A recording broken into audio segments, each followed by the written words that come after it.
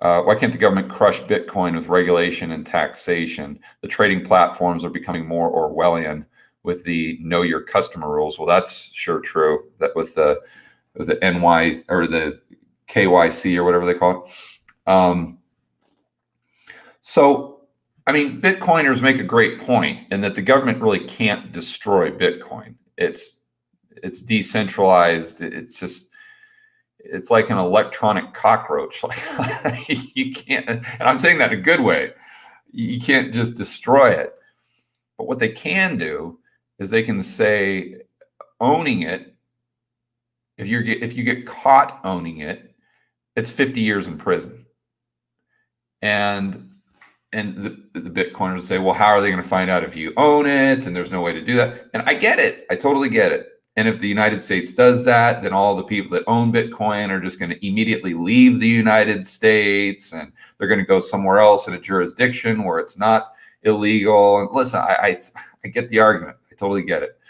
But I'm not sure how many Americans with a wife or a husband and kids in private school and a member of their local country club and got all their friends and family and their grandparents around, and they've got this, they're kind of like a vegetable, right? They've got these roots.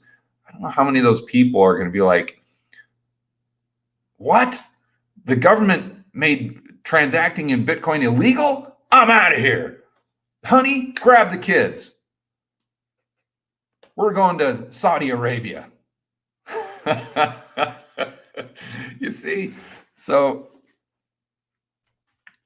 I mean, that's kind of how I think it through.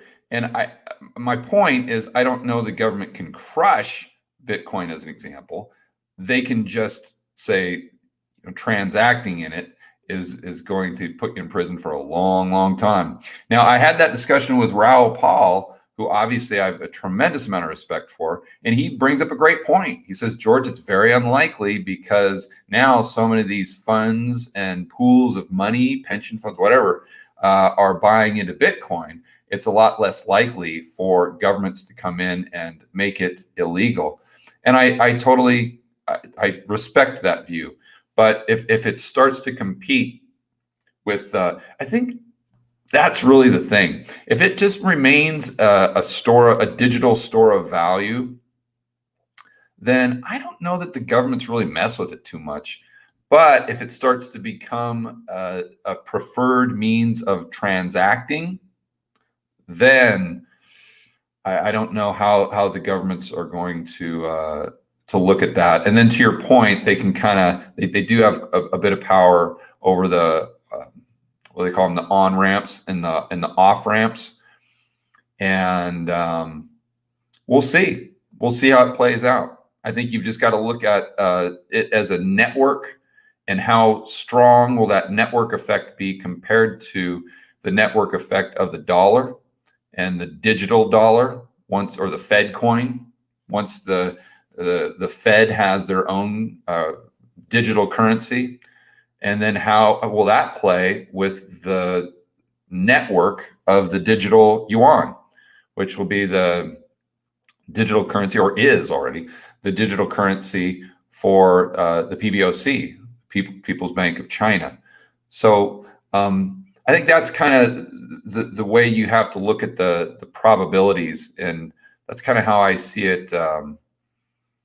I don't know that I see it. Well, I shouldn't say. I was going to say that's how I see it playing out, but I don't know that that's how I see it playing out. That's just the potential scenarios that I try to handicap in my own mind to figure out the probabilities of Bitcoin becoming global money, or just remaining a digital store of value. And if so, what does that do to the price long term, right?